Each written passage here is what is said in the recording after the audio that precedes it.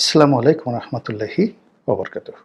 সম্মানিত দর্শক, ডক্টর মোহাম্মদ ইউনূসের নেতৃত্বাধীন যে অন্তর্বর্তীকালীন সরকার, এই সরকারের সফলতা নিয়ে এখন আর কোনো মানুষ স্বপ্ন দেখে না। এই সরকার অনেক ক্ষেত্রে ব্যর্থ হয়েছে এবং অনেকগুলো ব্যর্থতা তাদেরকে আগামী দিনগুলোতে মারাত্মক বিপদ এবং বিপর্যয়ের দিকে নিয়ে যাচ্ছে। একটি রাজনৈতিক সরকার যখন ভুল করে বা ভ্রান্তি করে বা তারা যখন ব্যর্থ হয়ে যায়, সেক্ষেত্রে তাদের ঘুরে দাঁড়ানোর জন্য যথেষ্ট সময় থাকে এবং অনেকগুলো উইন্ডো তাদের খোলা থাকে। কিন্তু একটি অগণতান্ত্রিক সরকার কিংবা একটি অনির্বাচিত সরকার, তারা যখন কোথাও ক্ষমতায় বসে, এই ক্ষমতাটা অনেকটা বন্দুকের নলের উপর বসা কিংবা সুইয়ের উপরে বসে বা সেই যাকে বলা হয় তলোয়ারের যে ডগা ফলা, সেটার উপর বসে রাজ্য চালানোর মতো ঘটনা ঘটে। তো এই কারণে কি হয় যে সব ক্ষেত্রে একটা জনসমর্থন এটাকে বোঝানোর জন্য একটা গণতান্ত্রিক কাঠামো বা ভিত্তি দরকার হয়। আর আমরা যেটাকে বলি জনপ্রিয়তা, এটি একেবারে একটা ফানুস একটা বিষয়।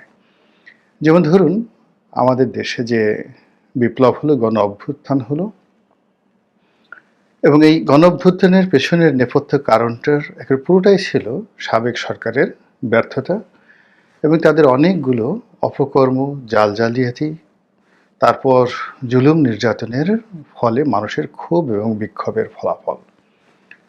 তো কাজেই মানুষ যে বিপ্লবে অংশগ্রহণ করেছে, তারা আগামীতে ডক্টর মোহাম্মদ ইউনূস ক্ষমতায় বসুক বা কোনো একটা রাজনৈতিক দল ক্ষমতায় বসুক, এই টার্গেট নিয়ে কিন্তু কোনো মানুষ রাস্তায় নামেনি। মানুষের রাস্তায় নামার একমাত্র কারণ ছিল শেখ হাসিনা যে কোনোভাবে বিদায় নিক। এর কারণ হলো তিনি মানুষের ভোটের অধিকার হরণ করেছেন, গণতন্ত্রকে ভূলণ্ঠিত করেছেন এবং কথা বলার যে স্বাধীনতা, সেই স্বাধীনতাকে একেবারে টুটি চেপে ধরেছেন। ফলে তাকে নিয়ে মানুষের ক্ষোভ, ক্রোধ, বিক্ষোভ এর অভাব ছিল না।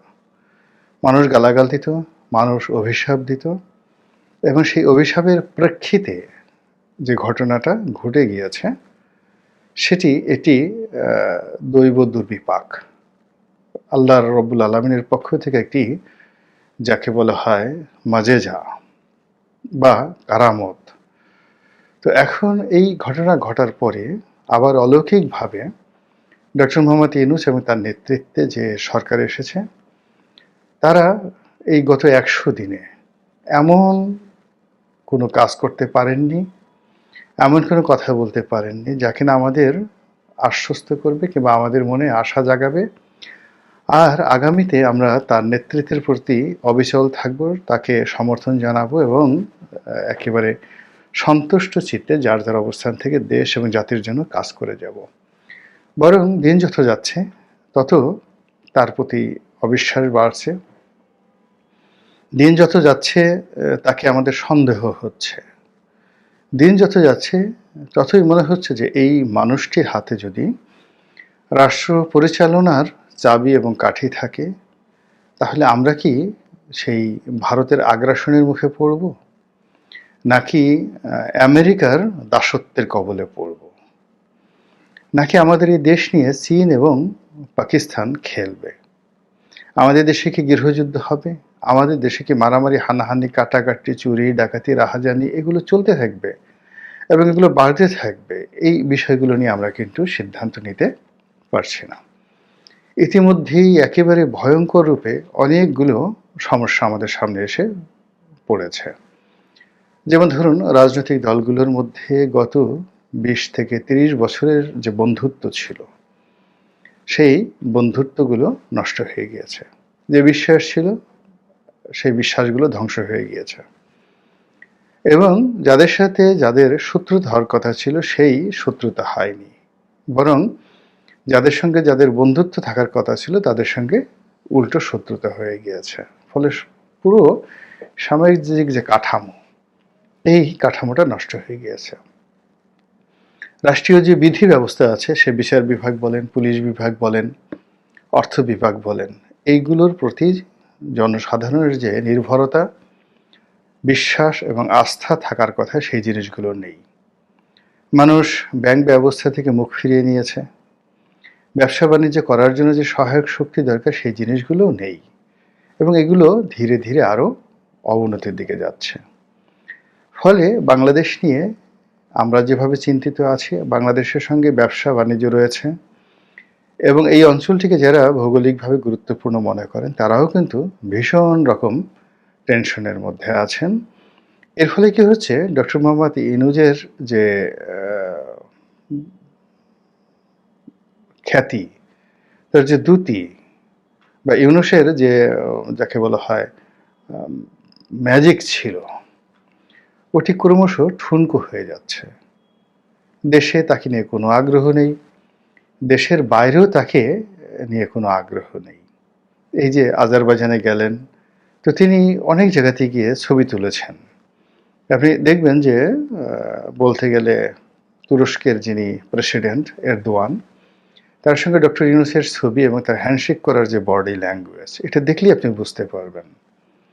তো এরকম অনেক কিছু হচ্ছে যেগুলোতে তার যে সারা জীবনের অর্জন, সেই অর্জনগুলো একেবারে নষ্ট হতে বসেছে। তো কাজেই এখন তাকে এই ৮৬ বছর বয়সে আবার নতুন করে সাজিয়ে, নতুন করে তাকে উদ্দীপ্ত করে, এবং তার যারা সঙ্গী সাথী আছেন, এই সঙ্গী সাথীদেরকে নিয়ে আবার নতুন উদ্দীপনা যুদ্ধ শুরু করা, মানুষের মনে আশা জাগানো একেবারে অসম্ভব ব্যাপার। কারণটা কি? আমি এখানে ৭টি কারণের কথা বলেছি। আসলে এখানে ৭০টি কারণ হবে বা ১৭০টি কারণ হবে। কেবলমাত্র জাস্ট মূল বিষয়গুলো আপনাদেরকে বলছি।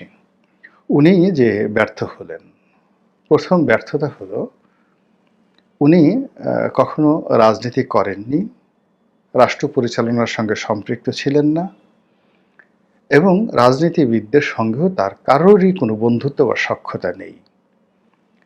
জাস্ট একটা উদাহরণ দিই। তিনি যখন এর আগে ১/১১-র সময় একটি রাজনৈতিক দল গঠন করতে চাইলেন, তো অনেক মানুষের সঙ্গে তার যোগাযোগ হলো, সবই অরাজনৈতিক। তো আমাকে জনাব মাহমুদুর রহমান মান্না একদিন তিনি খুব আফসোস করে বলছিলেন যে চট্টগ্রাম বিশ্ববিদ্যালয়ে ডক্টর মোহাম্মদ ইউনূস তার সরাসরি শিক্ষক। তো কাজেই ১/১১-র পরে তিনি একটা রাজনৈতিক দল করবেন। রাজনৈতিক অঙ্গনে তিনি যদি সেটি খুব গুরুত্বপূর্ণ মনে করতেন, সবার আগে তার ছাত্রকে তিনি ডাকতেন যে, বাবা আসো, কি করা যায় বলো। বাংলাদেশে মাহমুদুর রহমান মান্নার চাইতে সংগঠন করা, দল করা, এরকম ডক্টর ইউনূসের পরিচিত জনের মধ্যে দ্বিতীয় কোনো ব্যক্তি নেই। সেই কাজটি তিনি গত বছরও করেননি, এবারও তিনি সেই কাজটি করেননি। তো তার সঙ্গে রাজনীতির কোনো সম্পর্ক নেই, রাজনীতিবিদদের কোনো সম্পর্ক নেই, রাজনীতি তিনি বোঝেন না, কিন্তু এই রাজনীতির সর্বোচ্চ চেয়ারে তিনি বসেছেন। এটা তার প্রথম ভুল। দ্বিতীয় ভুল হলো যে তাকে ঘিরে মানুষের যে স্বপ্ন আর তার যে আউটপুট দেওয়ার যে ক্ষমতা, এর মধ্যে এত বেশি পার্থক্য, যে পার্থক্যের কারণে এখন মানুষের স্বপ্ন দুঃস্বপ্নে পরিণত হয়েছে। ৩ নম্বর হলো তার সিলেকশন। তিনি যাদেরকে সিলেকশন করেছেন, প্রথমত একটা শ্রেণী তিনি সিলেকশন করছেন একেবারে নিজের আপনজন, কাছাকাছির যারা মানুষ, তাদেরকে। তার কার্যক্ষেত্র এবং তার অধিক্ষেত্র, তার যে মানে বাসভবন কেন্দ্রিক বা অফিস কেন্দ্রিক যে পার্সোনাল পোস্টগুলো রয়েছে, পোর্টফোলিওগুলো রয়েছে, সেখানে তিনি তাদেরকে নিয়োগ দিয়েছেন যারা চট্টগ্রামে বাড়ি, তার পূর্ব পরিচিত, এবং তাদের কোনো যোগ্যতা, অভিজ্ঞতা, এটা কোনো কিছুই তিনি গ্রহণ করেননি। এর বাইরে কিছু মানুষকে তিনি নিয়োগ দিয়েছেন, যে নিয়োগের সঙ্গে আমার কাছে মনে হচ্ছে না যে তার কোনো গ্রিন সিগন্যাল ছিল। তাকে জিজ্ঞাসা করা হয়েছে বা তিনি এই বিষয়গুলো জানেন। এখানে পর্দার অন্তরালে অনেক কিছু ঘটে, যার দায় দায়িত্ব তাকে নিতে হয়েছে, কিন্তু তিনি সেই জায়গাটিতে তিনি একটা নেগোসিয়েশনের জায়গাতে বা কমান্ডিং একটা ভয়েজের জায়গাতে তিনি পৌঁছাতে পারেননি। ফলে তার যে লোকগুলো একেবারে অথর্ব, আর অন্য যে লোকগুলো রয়েছেন যারা এসেছেন, তাদের কারোর উপরে তার কোনো পলিটিক্যাল, ফাইন্যান্সিয়াল, তারপরে এথিক্যাল এর যে প্রেশার, এই প্রেশার দেওয়ার মতো কোনো ক্ষমতা বা কানেকশন তার নেই। এরপর তিনি যেই কাজটি করেছেন সেটি হলো যে তার কোনো গ্রাউন্ড ওয়ার্ক ছিল না। ভীষণ রকম গ্রাউন্ড ওয়ার্ক ছিল না। তারপরে যেটা হলো যে ৪ নম্বরে যেটা হলো যে গ্রাউন্ড ওয়ার্কের বাইরে তিনি কোনো ভিশন, নিজের থেকে কোনো ভিশন তিনি তৈরি করতে পারেননি। ছাত্ররা যা বলছে, আসিফ নজরুল সাহেব যা বলছে, প্রথম আলো যা বলছে, ইউটিউবাররা যা বলছে, রাজনৈতিক দলগুলো যা বলছে সবকিছু তিনি শুনছেন, কিন্তু কোনো বিষয়ে তিনি কনক্রিট একটা সিদ্ধান্ত ইয়েস অর বা নো এই কথা বলে তিনি এগোতে পারেননি। আর হলো তিনি তার যে প্রথম ৩০ দিনের যে কর্মপরিধি, এই কর্মপরিধিতে অগ্রাধিকার ভিত্তিক যে কাজগুলো সে কাজগুলো তিনি করতে পারেননি। আর সবার শেষে যেটা বলবো সেটা হলো এই তরুণ যুবকদেরকে তিনি যে নিয়োগ দিয়েছেন, একেবারে সর্বশেষ তার যে নিয়োগ, উপদেষ্টা রূপে যাদেরকে নিয়োগ দিয়েছেন, এটা নিয়ে এত বেশি সমস্যা তৈরি হচ্ছে, সেই সমস্যাগুলো তার পক্ষে কাটিয়ে ওঠা সম্ভব হবে না। তাকে এক্সট্রিম পর্যায়ে যেতে হবে, অর্থাৎ তাকে he has to go, or তাকে সাস্টেন করতে হলে তাকে দমন পীড়নে যেতে হবে এবং ছাত্রদের সাথে সম্পর্কটা নষ্ট হয়ে যাবে। এখন ফার্স্ট থিং হলো যে এই যে বিপ্লব, এই বিপ্লবের ভবিষ্যৎ কী? আমি খুব স্পষ্টভাবে আমার যে সিক্স সেন্স, সেই সিক্স সেন্স অনুযায়ী আমার যেটা মনে হচ্ছে, প্রথমত যে এখানে রাতারাতি আওয়ামী লীগ ক্ষমতায় আসবে, নির্বাচন হবে, জামাত ক্ষমতায় আসবে বা বিএনপি ক্ষমতায় আসবে, এই বিষয়গুলো বলতে গেলে বর্তমান প্রেক্ষাপটে অসম্ভব একটা বিষয়। এর কারণ হলো যে ডক্টর মোহাম্মদ ইউনূসকে যারা চালাচ্ছেন তারা পর্দার আড়ালে bureaucracy, military bureaucracy and civil bureaucracy, এবং তারা দেশ যেখানে যাক না কেন, ডক্টর ইউনূস পরাজিত হোক তাতে কিছু আসে যায় না, কিন্তু তারা এটার আনন্দ পেয়ে গেছেন। তো কাজেই যদি এখানে বিএনপি আসে, জামাত আসে, আওয়ামী লীগ আসে, এই আমলাতন্ত্রের যে এই মুহূর্তের দাপট, এই দাপটটা মুহূর্তের মধ্যে ভ্যানিশ হয়ে যাবে। এবং এখন যারা এই কর্মকাণ্ডের সাথে জড়িত তারা সবাই রাজনৈতিক সরকারের হাতে নিগৃহীত হবেন অতীতের যে কোনো সময়ের চাইতে।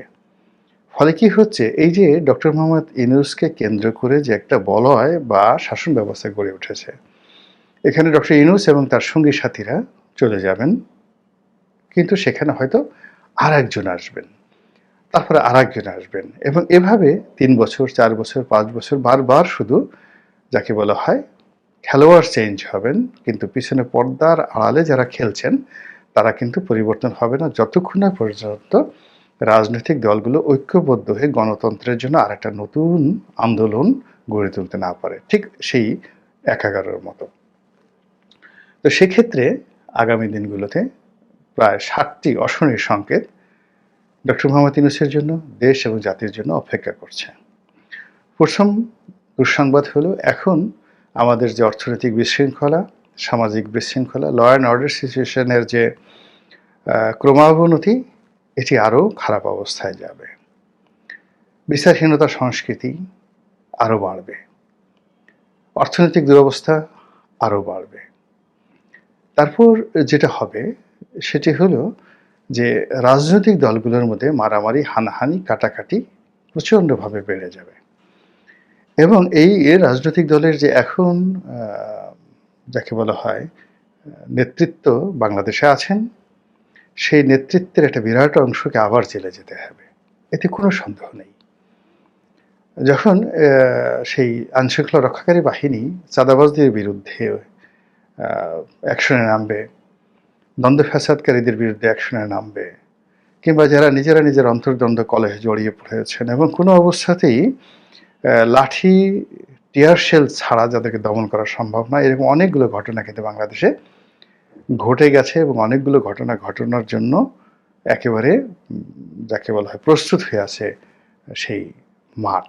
যেমন ধরুন তাবলিগের দুটো গ্রুপ, এখন তাবলিগের দুটো গ্রুপে প্রথমে সরোয়ার্দী উদ্যানে একটা বিরাট সমাবেশ করা হলো, এক গ্রুপ জোবায়ের গ্রুপ, আবার সাদ গ্রুপ সেটা কি করলো, তারা একেবারে আগামী ১৫ দিন কাকরাইল মসজিদ দখলে রাখবে, এই জন্য কাকরাইল মসজিদে আজকের জুমার নামাজের পর থেকে তারা সেখানে রীতিমতো যাকে বলা হয় নিজেদের আধিপত্য চালাচ্ছেন।